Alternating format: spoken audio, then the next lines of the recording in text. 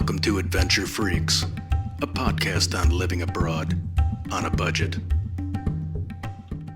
Okay, today, welcome to Adventure Freaks, the podcast on living abroad on a budget. And my guest is Hagan Blount.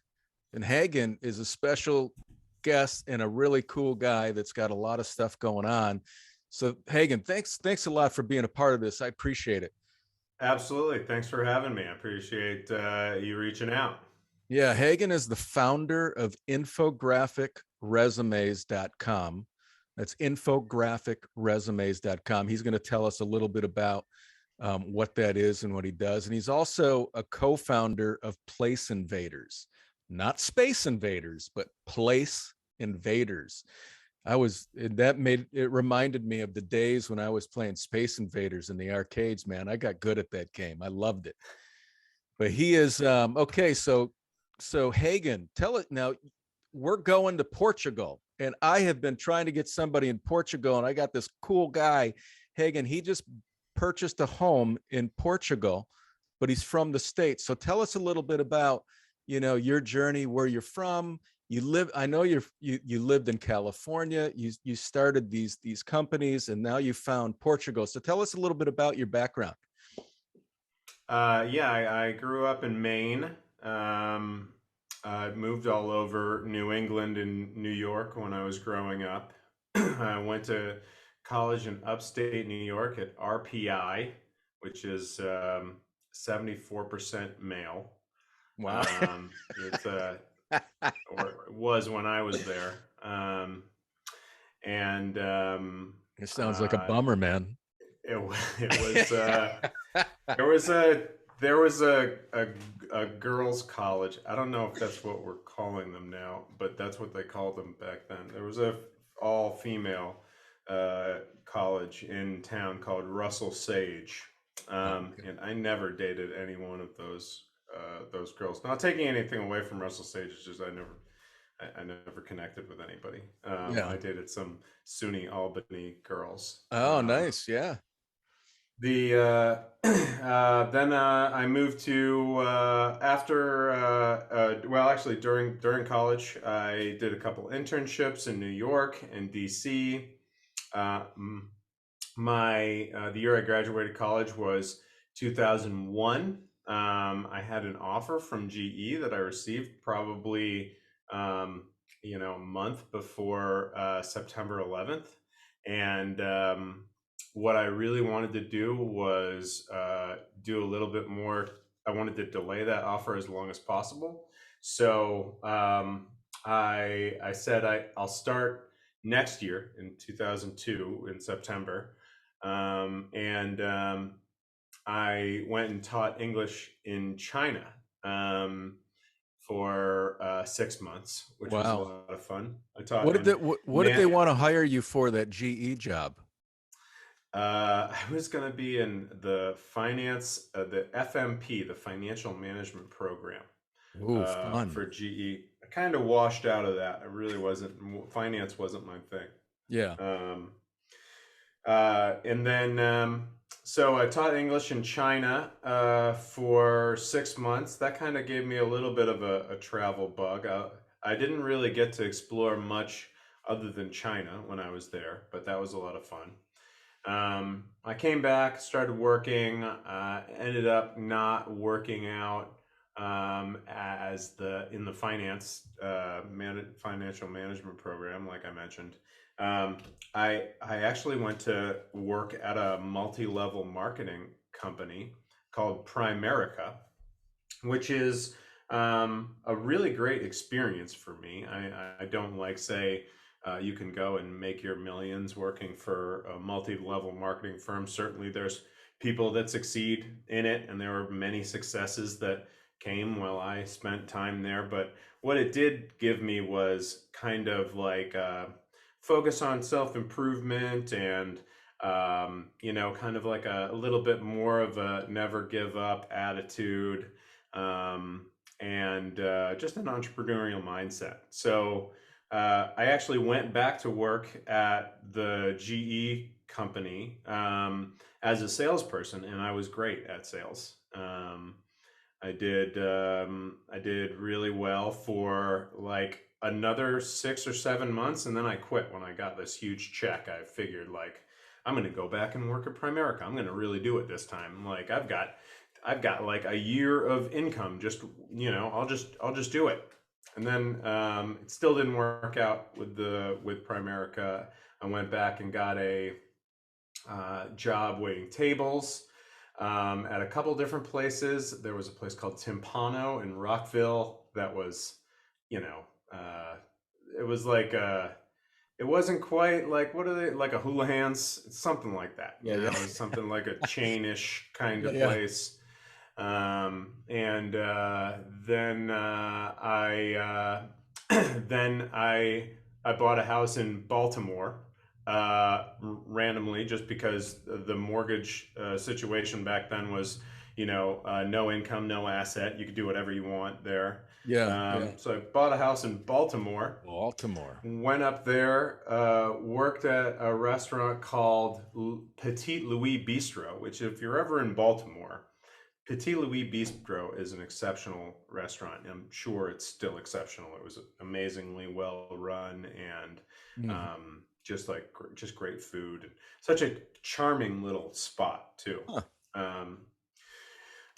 Then a couple of my friends from the GE job, they got a job at a mortgage company selling over equity mortgages, subprime stuff, and they were like, "Yo, I'm gonna make this much money this month," and I'm like, "I'm there," because I was beating you at GE, and if I can beat you at GE, and you were making that money there, and you're making this money here, I'm fine.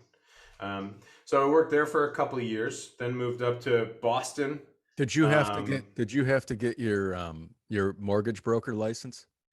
No, I was Yeah. actually thinking about getting my mortgage brokerage license right before the company went under. I was like, I can do this. It's a $25,000 bond, and the mortgage brokerage license isn't that hard to get. Yeah. Just a $25,000 bond, and you probably don't even need the $25,000. You could probably just get it from some bank somewhere.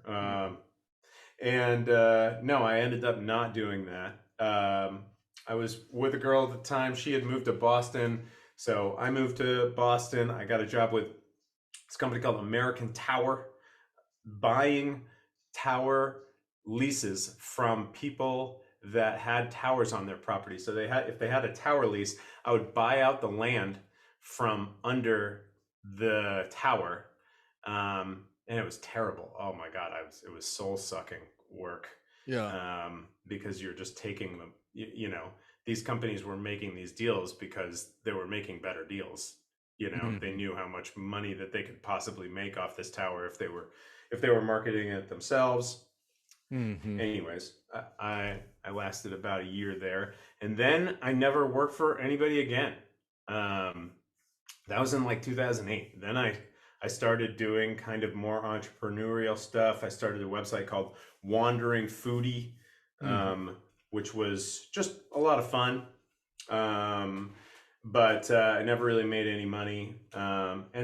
And also, like, I never really worked for anybody. You always have clients, clients. You're always working for somebody. You always have responsibility to somebody, but never like come in at 9, leave at 5. So I started that Wandering Foodie blog. It was just a food blog. I won like some appliances from some Sears challenge. That was fun. Well, while I was in DC, my brother and I tried to start a water gun assassination tournament. We kind of copied a water gun assassination tournament and wanted to improve on it. And I think we did, but there's not a lot of money in a water gun assassination tournament. So anyways, So you've been all over, man. You've been all over to all these amazing cities. Yeah, I was going to say, how much time do we have here? Like I've got I can tell you when I get to the resumes, it's not that far away. Well, it's like, yeah, it's like I've always loved Baltimore, and then you're like Boston's such an amazing city. You've I mean, what's your favorite city overall that you've lived in so far? Oh my God. Um, uh, Geez, that's so tough. Yeah, New York City. I mean, yeah, I guess no, it's not. It's not. It's actually not that tough. New York City is the yeah, best. yeah. Um, I agree. you know, food, um, just so many different types of people, Yep. so much stuff to do, you know, and also you go walk down the street and you're totally alone, you know, like there's all everybody around you, but you could never be so alone in New York City. You're Yeah, just walking yeah. down the street, That's nobody true, gives a man. shit, you No, know. I, So it's very true, man. I love the anonymity of New York City, and yet you're surrounded by millions of people all the time. yeah, But it's yeah, beautiful. yeah, yeah. You could be alone, or you could choose to be with friends whenever you want. It's just a fantastic place, and you're right. The best food in the world is in New York. I always say that. You Yeah, got something of everything there. right. Yeah, there's always, if you want the best Uzbeki food, you can find it. It's in New York. It might be in Bayonne, New Jersey, but it's in New York, you Yeah. know. So in '08, you got into starting your own business, which led you down the path to infographicsresumes.com.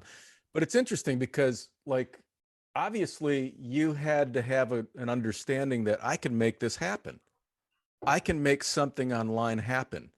And you're basically like you're working through your computer. You're like a lot of people now that are doing started a business or they're working as a digital nomad. You're living in Portugal and you run your businesses through your computer, right? Yeah. I mean, most of them, right? Place Invaders is an events company, so we're doing Sundance hopefully this year, and we'll see what happens. But you know, I'll fly back and we'll do those events. Um, you know, we're hired to do like private chef situation in a like a luxury. Kind of ski chalet, which is cool. Um, but yeah, the rest of the time, as far as like my other businesses, I started a beer. I was going to taste people's beer. It's called I Taste Your Beer.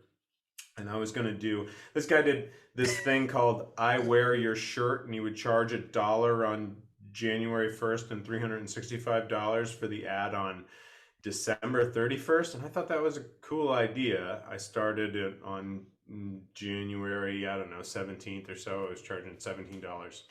And I never made any money there, but I thought it would have been fun. It was like a beer advertorial, and I was making what I thought were the most beautiful beer videos on the web at that time. And I think I was.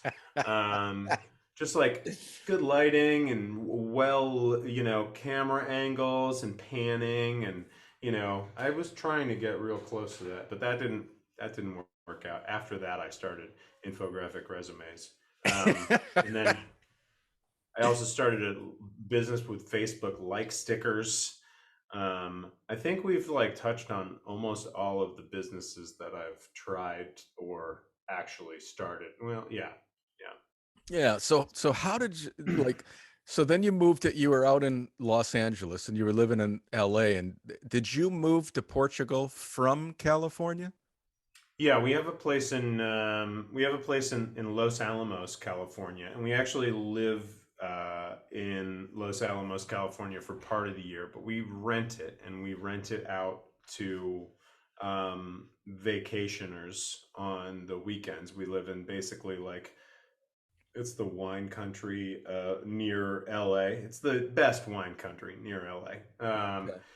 The It's not Napa, you know, it's not Sonoma, but it's 3 hours. It's like I mean 3 hours from like the furthest part of LA. 3 hours from Orange County, and you can get to this beautiful wine country. It was featured in the movie Sideways, called the San Ynez Valley.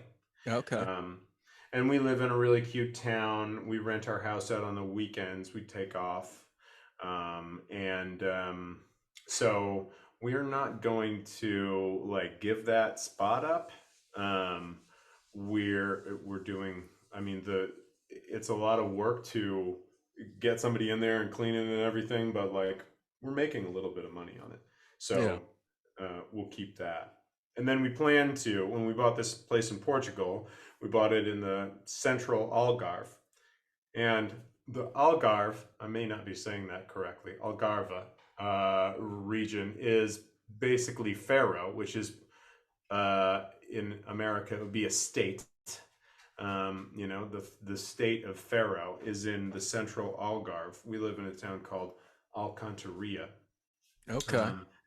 And we saw this house on the website idealista.pt, Yeah. Yeah. and we saw it and we were just like, holy shit, that's our house. And we put an offer on it without seeing it, without ever having been to the town.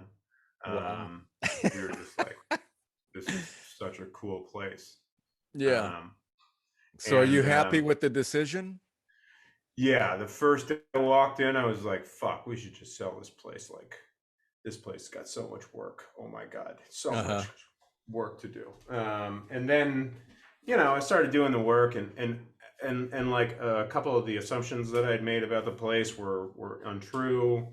Like I thought we were gonna have to redo plumbing and electric and tear out a bunch of walls, and it turned out that I hired a plumber and an electrician and a guy to fix the gas, and like for 700 euros or 600 euros, like all my electrical issues were fixed, all my plumbing issues were fixed, all my gas issues Wow. were fixed.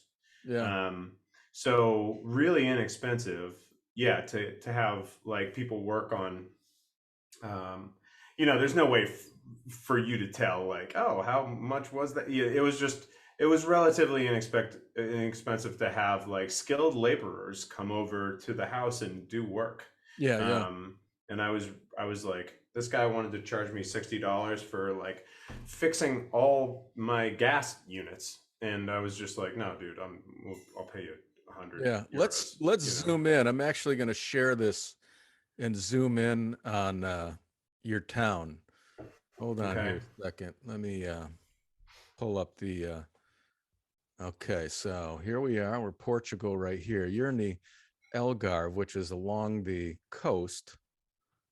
Beautiful area. South Central. We're in South Central Portugal. Yeah. Yeah, So Albufeira, right to the left of Albufeira, okay. All or right. west So of Albufeira. Armaçao de Pera, directly north from Armaçao de Pera along that road. right over here. Okay, so how's the town? The town where you're staying in? Can you walk to The, places? Are there cafes? Are there pubs, restaurants? there's a pub. There's a couple restaurants, and it's off the coast a little bit, so it's a little bit north of here where you're at, Tell and me to the name the of the town west. again. If you just zoom out, it's called Alcantarilla. If you zoom out one, and then go north of Armaçao de Pera, it's right under the attractions button on your screen right now. Okay.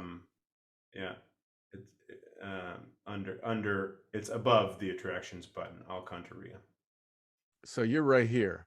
right there. Okay.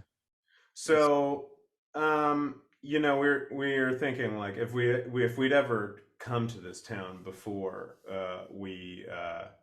before we decided on our house, we might not have picked our house, because all country there's so many like more cuter little. That's our house basically right there.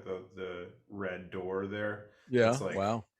yeah, so that's the castle of Alcantarilla, and the castle is just basically a wall, but we own the castle, and we don't know what we can do with it. The council might tell us we can't do what we want to do with it. Who knows? Um, Yeah. but if we saw the town, we might not have been like, oh, that's the place we gotta move to. Just because there's so many more like really cute in cobblestone streets, houses smushed all together. There's so many cute towns in Portugal. Yeah. um Alcantarilla's got a working class kind of vibe. But it's got a great coffee shop. We go to a coffee shop like a couple times a week. That's right by our door. It does have some really good restaurants. No Michelin stars yet. Um, Yeah. Eh, we are 6 minutes away from the beach, which is fantastic, and we're in between two of the like huge tourist destinations in the Algarve, Albufeira and Lagos. Um, Uh-huh. so we're right in between there, and we're 20 minutes from Albufeira, which is like the party town of the Algarve, and 20 minutes from Portimao, and then like 40 minutes from Lagos. But all of these places are like huge party destinations, and we think we're well suited in this spot for attracting potential tourism Yeah, dollars. yeah, So yeah. yeah, So what is the cost of that house that you purchased on Idealist? yeah, it was a 300,000 euros. Okay. So that's not that cheap, but it sounds like you got quite a house. We have it's nice. It's small. It's plenty big for my wife and I. And visitors. If we wanted to just live here and not rent it out, we certainly could. Hmm. Um, it would be amazing and we plan to live here for the summer at least before we rent it out, maybe next summer. Um, but yeah, I feel like part of our like I've actually been like renting out my apartment or house without owning the house on short-term rental sites since like short-term rental sites started. Hmm. um, and we find that that's like a really great way to make some income. And also when yeah, so in 2007 I went down to or in 2008 uh, I went down to Costa Rica and bought a motorcycle and did the entirety of Central America, which was really cool.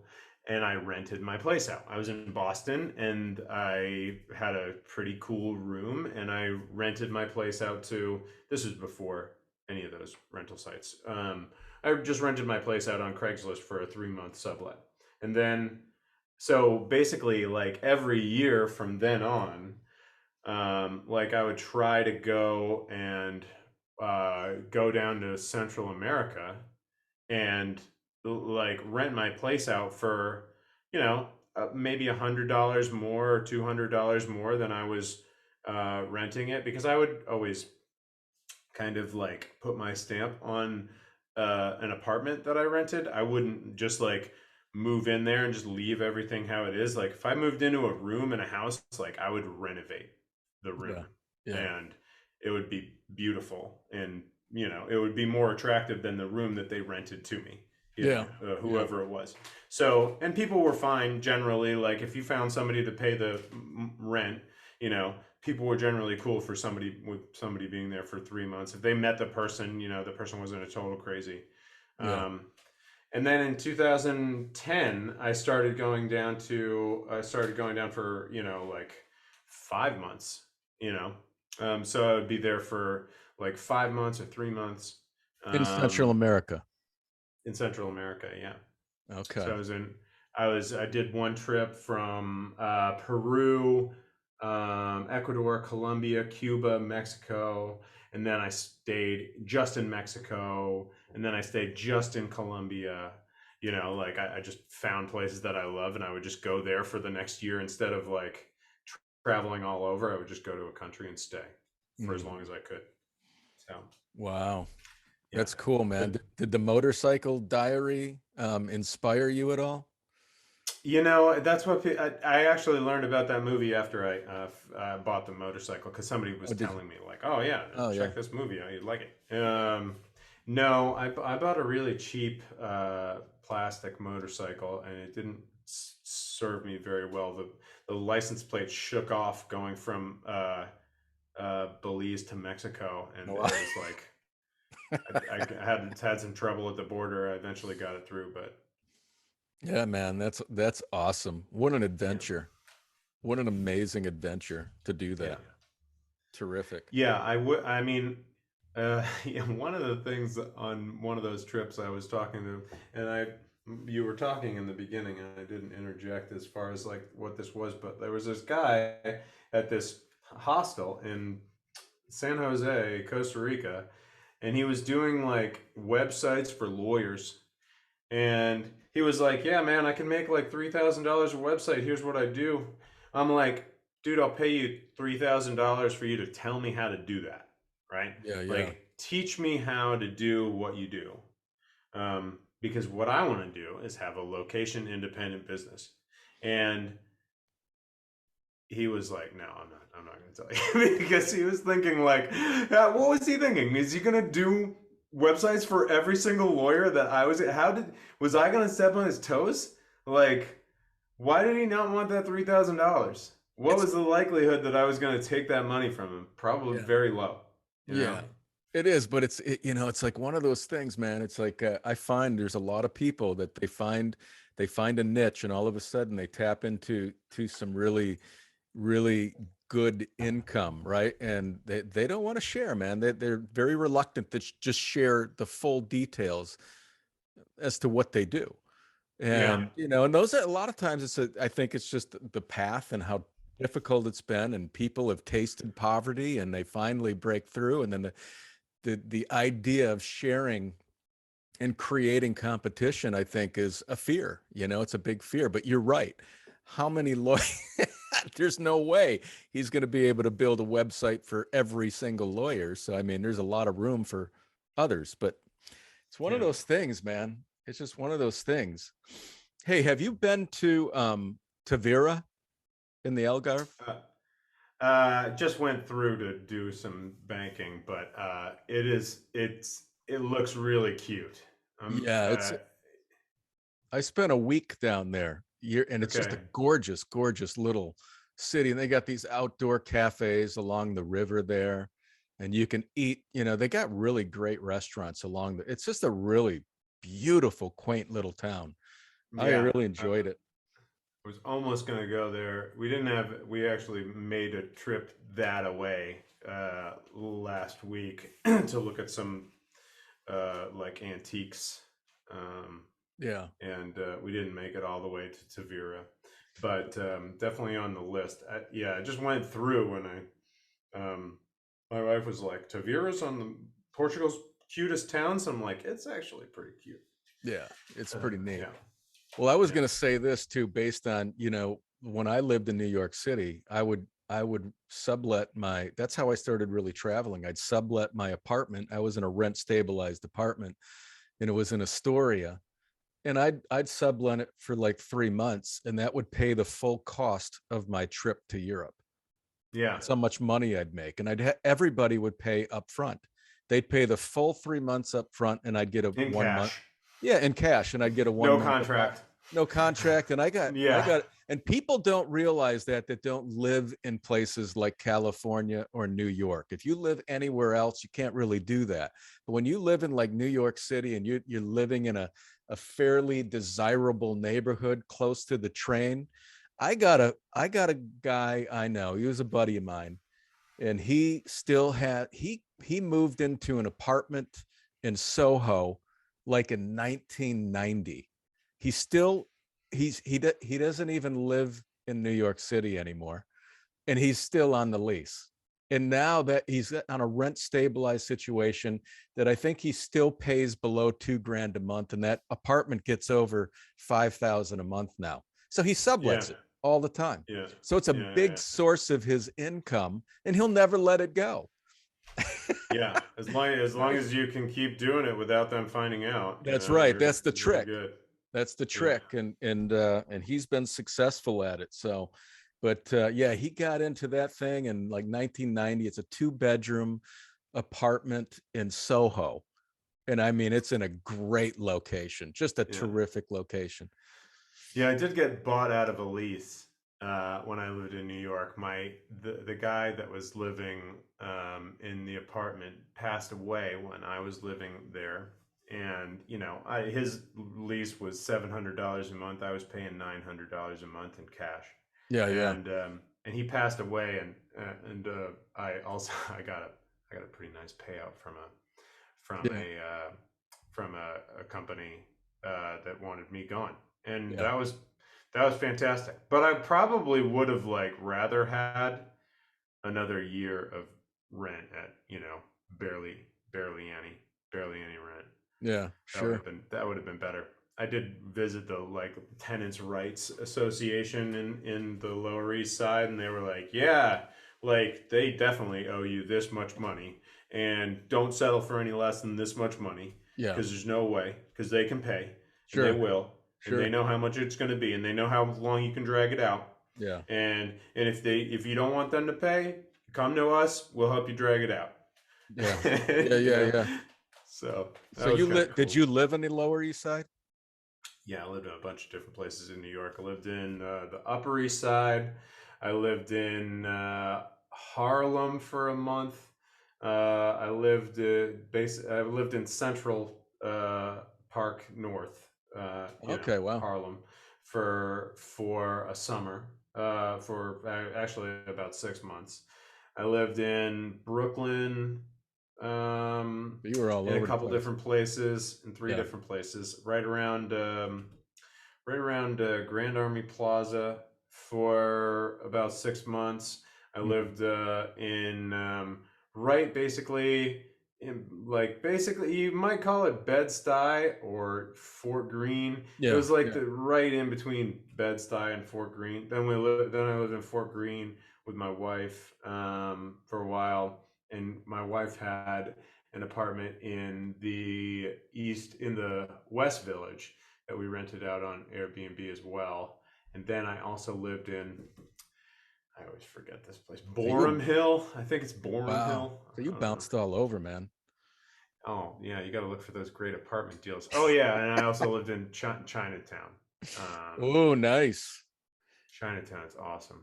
I love Chinatown. That's one Yeah. of the when I every time I go back to New York City, I go down to Chinatown. It's good. You Oh got yeah. great food. You got, I love the shop down there and hit the markets but the food is fantastic. I Yeah. used to go to Yeah. the dumpling house. They closed the dumpling house down. A dumpling house is like the best dumplings, the best little dive for years, and they closed it down. You ever been Yeah. to Veselka in the East Yes. Village, Yeah. Yeah. Yeah. You the get the Ukraine place? pierogies. Yeah, yeah. Yeah. Yeah, so I was there about, I don't know, a few months ago, and we went to Veselka, and Iggy Pop walked by. Hmm. So it was pretty cool. Did you get a pierogi? Yeah, no, we wait. One of my buddies shouted out Iggy, but you know, so okay, so all of these places you've been, and then you find Portugal, and you bought this place sight unseen. Yeah. And so, how did you decide of all like Portugal is a great country. It's beautiful. It's gorgeous. I love it. And just the proximity of where, it's near Spain, access to Morocco, you got access to Italy, France, all these really amazing destinations. But why Portugal? How did you guys figure, hey, there's people are things are really affordable in Europe right now. And so there you buy some good stuff in Spain and Italy, but you guys chose Portugal. Why?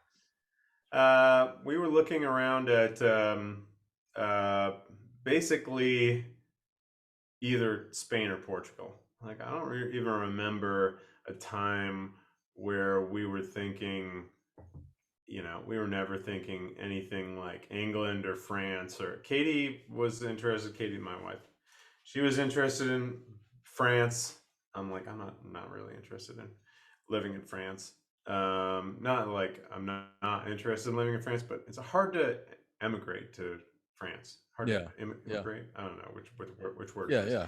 but uh, Spain a little bit harder than Portugal to just go to and start living. Um, Portugal is super easy to just land and start living. So that was one of the factors. We visited in 2020 over New Year's, so 2019, 2020. Um, we visited. So we were here for New Year's 2020. We were actually in the Algarve for New Year's 2020. On the trip that we almost made to Tavira, we actually went to the Airbnb that we stayed at. We just knocked on their door a couple days ago and just said, "Hey, you remember us? We stayed at your Airbnb 2 years ago on a New Year's Eve, and we're back, and we bought a house, and come have dinner with us." So like, I think it was the climate. We really like the climate. And the politics. I really like the fact that public health is prized here. They care about education. People are, generally pretty smart here. The yeah, the laws, like you can have a gun, which is, I'm an American and I'm pro Second Amendment, but I'm very like socialist also.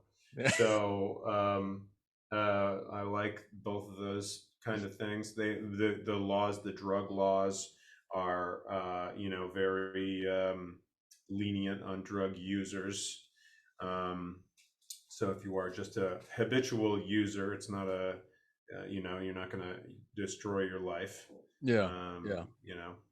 It is, dealers are persecuted strongly. So that is reflected in the price of the, the wares. And I've not yet bought any drugs in Portugal. It's just too expensive. And I go back to California. I'm not really like a hard drug user. I just like marijuana, and I can get as much as I need in California. And when I'm here, I don't have to worry about it too much. Hey, it's medicine. It's medicine. But it's expensive. Yeah, I need to figure out how to get my medical marijuana license in Portugal. That is a thing. I just don't know about how to get that prescribed. Is marijuana legal in Portugal? No, it's not legal. It's still not. Yeah. Okay, it's not legal there yet. No. Okay. Wow. Yeah. So now you guys, what made it? You said easy. Portugal's easier to move to than compared to like Spain or France, or what made it easier? It might not be easier to move into these places, but it's the pathway to citizenship is easier. It just, I don't know, it seems like the residency requirements are easier or more lenient. Okay. Yeah, but I don't know that for a fact. Certainly the residency. Not the residency, citizenship. Certainly the citizenship, as it's about a 5-year period where after which you can apply to be a citizen. But residency, and I don't really know. It might be just as easy in Spain to get residency, but I have no idea. But residency seems pretty easy. It seems like something that I'm not yet got my residency completely sorted out, but it seems like something that I'll be able to do with help from somebody that understands Portuguese. Yeah. How's the healthcare there? Have you guys looked into that? If something happens, and what is the cost if you know? I have no idea what the cost of healthcare is, and I did visit a private healthcare place for a checkup on some skin thing that I had, and it was $80 to get the checkup, and then the prescription to get the prescription filled was like $7, and of course bucks is euros. Yeah. Okay. And then you said that the education is pretty good. I imagine all over Portugal. Yeah, I feel like it is. I don't know. I don't really know. I feel like it is. Okay. A lot of like, if you're in like an expat group on Facebook or something, a lot of people send their kids to, you know, some international school. Oh, do they? Okay. Yeah, so they're learning. Yeah, and a lot of those international schools are supposed to be the best if you're living overseas, and then your kids can easily navigate like a college in England or the US, Yeah, sure. you know. Yeah, I don't know. We don't have kids, so Yeah. yeah. Maybe one day or Maybe one day yeah. we are talking about it. We would adopt. Oh, nice. Um, so Very cool. yeah. Very cool. So when you were shopping around for the houses, um what are do you know what like rents are and what flats go for down in the Algarve? I mean, what can somebody that wants to go live there for a year, maybe two, can they find a rental for? um any idea on Yeah. that or I mean, I think you could probably get something reasonable for, you know, 400, 500 a month a month? for some really terribly like crappy place, you Yeah. know, like the worst place in the worst town, you know, you could probably get something for 400 or 500 a month. Um, and you might, even in that situation, you might not be able to stay there the whole year because they might be able to rent it out in the summer for, 500 a week. Yeah. Um, so a lot of people want to rent their houses out for the winter here, Hmm. which is something that we might do depending on how much we stay here. But there are a lot of short-term rentals that are rented out during the summer, and people want to make their summer money in the summer, and then they still want to make money in the winter. It's just not summer money anymore. Yeah. So, I've seen places for 600, 800 that seem nice. Yeah. Um, but I don't know, like, is that the whole year? Because I got here in October this time around. Yeah. Um, and that's when I started kind of looking at places. I started looking at places in September, and there was places for like 800, 900 that seemed like nice, like a Yeah. nice 2 bedroom for 800. But did you have to leave in April or the end of May? I forget. Yeah. Um, Yeah. so this area particularly is kind of geared towards tourism, and that you might find that it might be harder to get a place for the whole year here. Up Hmm. north, a little bit, like a little bit further north, like Elent, I don't know how to pronounce it, in the Beja district, and I don't even know how to pronounce that. Hmm. Beja, no idea. That's like an hour north of us, not quite an hour north of us, but a lot cheaper there.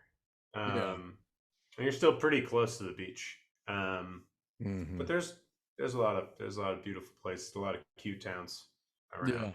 Did you guys ever look at any real estate like in Lisbon or Porto or any of those towns? We saved a bunch of stuff on our listings for Idealista. Um, Katie really likes the idea of having a apartment in Lisbon, and um, eh, we didn't strongly consider anything. And there was one place in Lisbon that I really liked. It was like 500 square meters, and it was like a warehouse that had 3 floors and a full floor elevator. Basically, it was like this, I don't know, it was like a 12 square meter elevator. It Hmm. looked Wow. super cool. And I was like, let's just get that and figure out if we can start living there. Who cares? It was like, it was like basically downtown Lisbon, but it was right at sea level. Yeah. And I was like, well, I don't know. I won't have to worry about anything in the next 50 years if we do buy something. But no, we never really strongly considered anything in Lisbon or Porto, but I love Porto. Oh my God, one of the Mhm. most beautiful cities I've ever been to. I just Yeah. love the valley that like feeds into a river that like has these beautiful houses like stacked up, dappling the sides of the.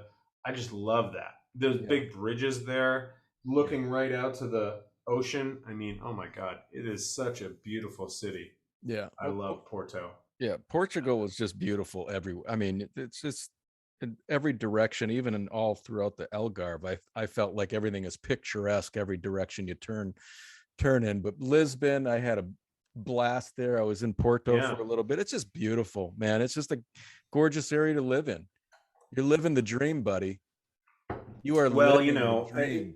it's still, here's the thing. It's like wherever you go, you're there, right? You can't like, you got to just kind of keep on keeping on. And we really loved our, we still, I mean, love our place in California, and, loved our life in New York City, and I loved my life in Boston, and I loved my life in DC, you know? So it seems just like anywhere I'm going to go, like I'm going to figure out a way to love my life, Yeah. I'm going to take advantage of the good things and not, but also I'm very privileged. Like, let's be honest here. I came from a very good upbringing, I had a supportive family. My parents helped pay a lot of money for my college. You know, like, I'm white male, human. Like, as far as like birth, I rolled. I don't know, what do you roll? What is the good number to roll in craps? I rolled the good number think in it's a craps as 7. far as Isn't that I you don't know know. that. So like I'm not I don't know. I've had a very charmed life, and I'm not you know I don't know. I try not to feel bad for what I'm doing, but I really wish there was more that I could do to you know do more. Yeah, I just feel like right now there's a lot of inequality out there, and like I'm playing this game, and the game is just like continuing to promote capitalism, and I'm Yeah. like, I really want to stop doing that, but like in the meantime, what do I have to do? I have to survive. Yeah. I have to figure out a way to play this game until I have enough like money to stop playing the game, and that means you succeeded at the game.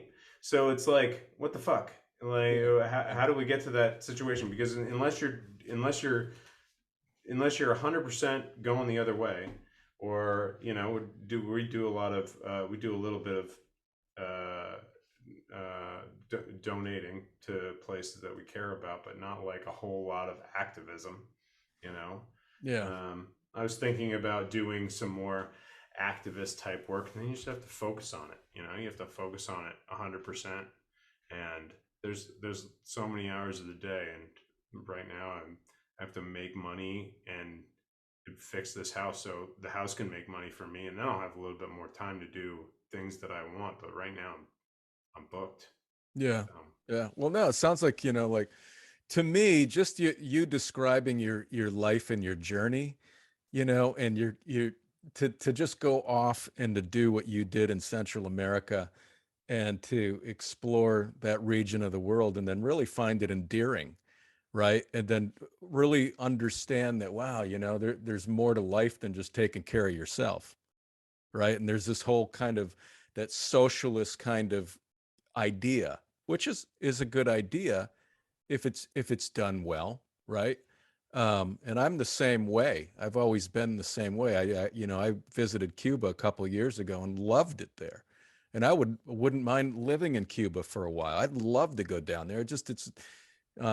But there's an aspect of that where you're like going, yeah, we as men, you're raised to you got to survive and you got to figure it out, and you got a lot of drive, and you're obviously very innovative. I mean, you're very innovative because you're thinking of concepts and ideas that you're creating, and yet you still have a foot in, as long as I'm doing this, I still want to kind of give back, and I think that's important. That's kind of what I try to do as well. Is everything I do, I try to figure out a way to always stay connected by helping others that need help. That's all you can do, man. You know, Yeah, it's a catch-22. it It's is. this hamster wheel. Yeah, it is. So, so what else can you tell us about, like, for people that are considering living in Portugal and maybe want to stretch their income out? Now, I know Portugal's a destination that many people have their eyes on because it is affordable, and you can stretch your income out. What are, like, utilities? Do you know, like, utilities or like entertainment, transportation, getting around? Now, you don't live in a big city, so I'm guessing you have some kind of vehicle there, or you had to purchase a Yeah, vehicle? yeah, I made bad vehicle decisions Yeah. in Portugal. Um, I bought a I bought a Land Cruiser, Ooh, and the nice. Land Cruiser engine's kind of messed up, and the Land Cruiser's in the shop, and it's been in the shop for 2 months because that's kind of how things are here. Oh, wow. Um, but maybe not. Maybe I brought it to the wrong guy. Um, and then I bought a 500 euro car. That's uh, the suspension's gone in the back, and I just had to like replace the spark plugs, but like it didn't. It just shorted out on me a couple days ago. I'm pretty handy. Yeah, I yeah. fixed it myself. Um, so you can get a $500 car that runs, which is cool. Um, the our electric was like 60 euros last month. I have no idea what our water bill is. It's paid automatically. Mhm. It's not much. Our internet is like 50 euros a month, and it's faster than anything I've ever experienced. Okay. We have fiber on our street. Food. You shop at the Aldi or the Mini Preso or the Lidl. All those places super cheap. The Continente and the Auchan, now you're getting a little bit more expensive. And then the Apollonia, like my wife went there a couple days ago. She only bought two things, and I was so proud of her. Um, but that's super expensive. Like I don't need to be shopping there. But food's super cheap. I don't know. What do you want to know the price of? So I guess, like, if you do break it down in a month for like groceries, how much you guys pay among yourself? Oh, geez. We usually buy groceries when they're when they're good price, when there's a good price on them. Like, so we'll buy like all of one thing at the supermarket. If it's like Mhm. gonna stay for a while. Um, yeah, we usually like have stuff like just like rice, flour, just available. Mhm. Um, noodles, just like we've got tons of noodles. Like anytime I want a noodle, I can get a noodle. Yeah, yeah. But uh, geez, I mean, I don't know. I have no idea about Would food Can you budget. get by? Could you get by a 150 to 200 a month? One person or two people? Say, I mean, I say, think two people for 200 a month. You certainly could. yeah. Okay. Um, Okay. yeah, I mean, I think I spent like 150. We had the people that sold us our house over for Christmas dinner, but it was the day after Christmas. They had us over for Christmas. We bought like basically Christmas dinner, and it was like a turkey and like everything that I wanted. And it was like 70 euros or something Mhm. for Mm. like a Christmas dinner for four, but it would have fed eight. Yeah, yeah. you know. So like Christmas dinner for eight was 70 euros that we bought. But we're very good. We're good cooks too. Nice. So. Nice. What's a cell phone go for there?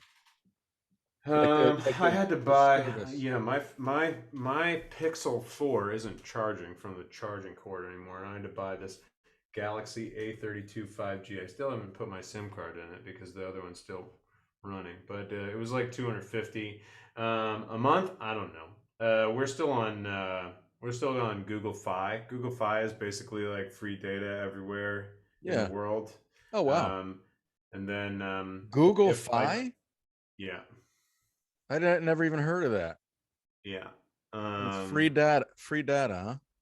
Well, you're on a plan, Yeah. and then that plan, there's no roaming basically. Okay. If you're anywhere in the world, everything's the same. Well, that's good information, man. Yeah. Okay. And then I got an eSIM on my phone. Mm-hmm. You have to go to Nosh to get the eSIM. Okay. And the eSIM was like, I don't know, €5, €10, and then I put like €50 on my account. I've got like 30 something left. I've had the phone for like a month and a half. Mm-hmm. So, Yeah. yeah, no, I'm not spending a whole ton of money. I don't make a lot of phone calls. I don't text anybody. Yeah. Everybody uses WhatsApp. Yeah. Yeah. So Yeah. How about entertainment? You guys getting out much, and how much would you spend per month on entertainment? just food. Dinner, Just dinner. the Just food. That's ballet, it. the teatro. Yeah, just dinners. And you can have a amazing meal for two for $50. Mm-hmm. Yeah, How much in a month do you spend, do you think, on entertainment? not a lot right now. We're putting all our money into the house. You know, Gotcha. we went out when Katie got here. We went out, and then right after Christmas we went out. We won't go out again. I mean, we'll go if Katie's mom comes, we'll go out, but like we probably won't go out that much this next year because we need to save our money for like making this house super livable. Not to say it's not Yeah. livable, but just like accumulating the right things for to make it attractive to tourism. Yeah. Um, How but old? like we Yeah, go ahead. No, go ahead. What year was that house built? In like the 1500s or 1600s. Wow. Yeah, this is pretty That is incredible. I love the pretty arches old. and right. I love the arches behind you. Yeah, really Oh yeah, cool looking. yeah. I mean there's arches like that. Those are all stone arches in the house. The contractors come in here and look around the house and they're like, "Yo, there's no way you could build this right now." No, Yeah, no, you're talking big bucks to build something like that. yeah. We're really lucky. We saw it and we were like, "That is our jam." So And no foundation issues and something that old. I mean, I don't know. Yeah. It's survived the earthquake of 1740 whatever, but like Right. that was in Lisbon. And what happens on the first floor? Pretty solid. The second, third floor, which is actually floor 0 is the first floor, and then the first floor is the second floor, and the second floor is the third floor. So the two floors up there, no idea if Yeah. they're safe or not, but the ground floor is rock solid. The guy that was here before built everything out of like teak and stone. I really appreciate this guy's like craftsmanship. His design ethos was maybe something to leave something to be desired, but like his focus on like quality craftsmanship, like everywhere in the house is just really well made, tough, Mhm. So yeah, it's Yeah. cool. What kind of square footage you got in that house? Uh, like 90 square meters, whatever Okay. that is. And 90. then the ruin that we don't know whether we can do anything with or not is another 33 square meters. And then there's probably like 50 square meters of outdoor space. And then another 30 square meters of maybe like actually 60 and 30 between the two properties of outdoor space. Wow. That sounds like such a beautiful place you have there, man. We're excited. We're excited. Great score in Portugal. Yeah. So do you want to share a little bit about infographics resumes before we go? what you do? Or Infographic resumes. I am the world's premier infographic resume designer. what's an infographic resume? I don't even know. Resumes are boring. They're terrible. They're terrible things that nobody should need. Everybody should have all of their information. All companies should be required to, if they're collecting any information on you, if you're doing anything for a company and they have information about you, what you did, you should have that information. That should be your information. You should be able to take that and say, I did this for this company. I created this situation. And you should be able to take that from company to company and say, this is my resume. It's not a resume. It's literally the things that I did. It's literally how many burgers I flipped. It's literally how many emails I sent. Literally how many clients I reached out to. Literally how much money that I created for this company. You know, they should be required to give you all that information. Like literally how much cost I should save for this company. Gotcha. I should be required to give you all that. And we just have a screwed up system. So resumes suck and resumes are boring. And don't get a resume from me at infographicresumes.com. That's my official statement on resumes. But because resumes suck and are boring, I just make marketing pieces for people. I just think that, you've probably seen something about how resumes, people look at resumes for 6 to 30 seconds before they make a decision. So basically, however you've made your resume is wrong. If you have a bullet point on your resume, you fucked up. So basically, like, I just hate resumes, and I make a resume that's completely different than any other resume out there, and I think that they work a lot better. Just because, like, the marketing psychology behind a resume is that the resume is just to get you in the door. It's not to give them all the information. If you overload someone with information, are they going to make the right decision? No. So why is your resume 2 pages? Who goes to the second page? Nobody. Yeah. Nobody cares about the second page of your resume. If you can't fit it on 1 page, you fucked up. Yeah, gotcha. Like, this is what I'm, for me, resumes are, every single resume I've seen that somebody has given me is terrible in some way. Yeah. But mostly because of the length, and mostly because it's just boring to read. Yeah. Terribly boring. Yeah, well, they are. How did you find this? I mean, it sounds like you developed a system that's much more effective and efficient. So how did you find it? Some guy, I was standing on the street one day, and some guy came up to me and told me his idea. Like, I had a sign that said "Will work for food." It's Will tweet for food. That was my thing.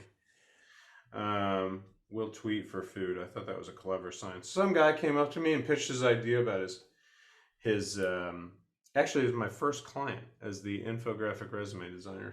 His name was John Cropper. Came up to me, he told me about his entrepreneurship university that he was starting, and he was saying when everybody graduates, they get a resume that looks like this. And he showed me a bunch of resumes, and they were design resumes, and I was basically broke. I had no money left to my name.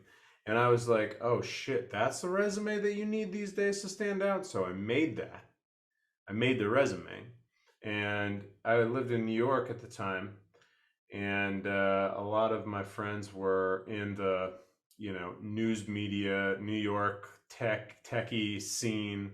And somebody shared my resume, and some Mashable writer picked it up. And that was it. And then I just started getting calls and calls and calls. And then I had a business. And then I went to South America and just made resumes from the beach. Wow. That was after, a bunch of other failed businesses. And then, like, that business is it's good. It's just it's nice to have another, few $1,000 a year for that business. There's a bunch of ways that I make money, and that is just a nice way. That's just, I get like 15 clients a year in that business, and it's like, that's great. I don't do any marketing. Somebody else could come along and help me do some marketing. I tried. I tried to do AdWords, and it's like my resumes sell because they look different, and AdWords I wasted a bunch of money. Like, I don't know what I could do. I probably could build a funnel or whatever people are doing and make a bunch of money. The part that I like about making the resumes is talking with the people and like learning about what they do and what they're excited about. Yeah. I love to have that call and try to figure out, like, it's like, okay, well, how do you display your worth to the market? Like, coming up with ideas to find out what is the most important story we can tell about you, so that potential hiring manager is looking at your resume and thinking, damn, this person, everything that this person's in their life that they've done adds up to exactly what I want. And that's that's what the employer's looking for. The employer's looking for that perfect match. And you want to look like the perfect match. But I think you don't. You want to look like, I think what you want to look like is you want to look like the perfect match for the perfect job that you're looking for. You don't want to look like the perfect match to some random job on the internet that you saw and you thought you liked. You want to, and of course, the world's too small for this. Like, I mean, you can't do this. It's not possible for everybody to do exactly what they want. But if you go out there and you tell the world that is all you're willing to do, or that is what you're willing to do, and you keep trying and you keep looking for that, I'm not saying that you're going to find it, because it is hard out there. Yeah. But like, will you have a more fulfilling life if that's what you settle for? If you only settle for that, I believe so. Yeah. So I just think people are making their resumes all wrong. People design resumes around particular job verticals or things that they don't really care so much about. I just think, like, design the resume for the job that you want, not the job that is posted. And then tell somebody, I'm willing to do this type of work for your company, and I think I'd be valuable in doing it, and let me do it for you. Sure. That's kind of what I think the job search should be a little bit more like. But the way companies work sucks. It's antiquated, because somebody's telling this person that they have to hit these targets, and this person is saying, I have this amount of headcount, and this is what I have to do now. So I have to fill these roles, and I have a certain amount of dollars that I can fill these roles for. But really, this guy wants a problem solved, and this lady needs a problem solved, and this doesn't necessarily solve the problem. Maybe somebody over here is like, I can solve your problem, but they don't fit in any one of these. It's like, they don't know. A lot of people don't know the problem that they really have. A lot of companies don't, and so I don't know. I just think that there's just resumes are broken, and the whole job search is broken. It sucks. And like, I have a real distrust of the whole system. Well, and it sounds to me, that's my advertisement for my business. Yeah, but that's, and I think it's a great advertisement, because you're doing something different to help people, I think, hone in on what you said, their worth and what they have to offer, which I think most people blindly create a resume. They get a good writer to put everything together, but they really don't know what they truly offer or what their worth is. And helping people hone in and define what that is crucial, especially, like you say, it's brutal out there. And there's so many people that they'll screen through something really quickly. You're right. Nobody's going to go to a second page. No. They don't have time to go to a second page. Nowadays, when I used to work as a director, we'd get hundreds of resumes for one job. Hundreds. Yeah. And I just, like, for one job that I just posted, and I'm like going, okay, so you breeze through these as quickly as you can to find, but it's just helping people, I think, find a different way is really awesome, dude. I think it's great. Yeah. Well, not a, a lot of clients come to me and they say, "Oh, this is, I'm an assistant manager. I want to be a manager." I help that person too, you know. But Yeah. I do, I do like the people that are like, you know, I just saw this role at this company and it's everything I wanted to do, but it's, whatever, and I'm not even close to whatever. I've never been whatever, but I think that all of this in my history that I have amounts to whatever. I Yeah. think I can.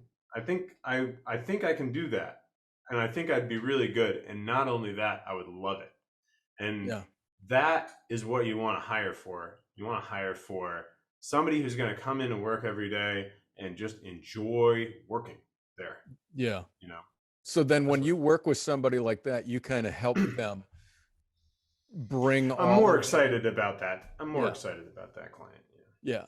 And even though that they don't feel like they have what is required, you can figure out a way to pull all that information together and their passion and put it in a resume and put it in the infographic resume. I mean, you know, You're the magic some, man.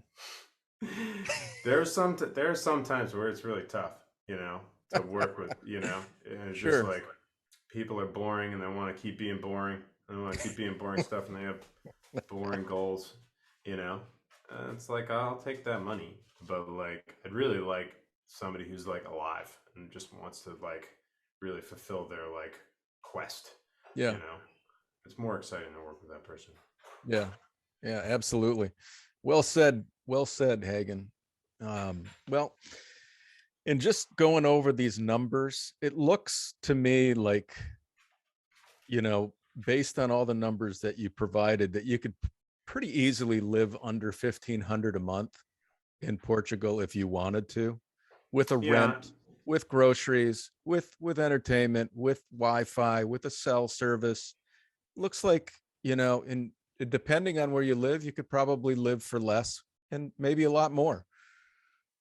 Yeah, you can live for a lot less. I mean, you could get by on 1,500. That'd be tough for me. Yeah. But you could definitely get by on 1,500.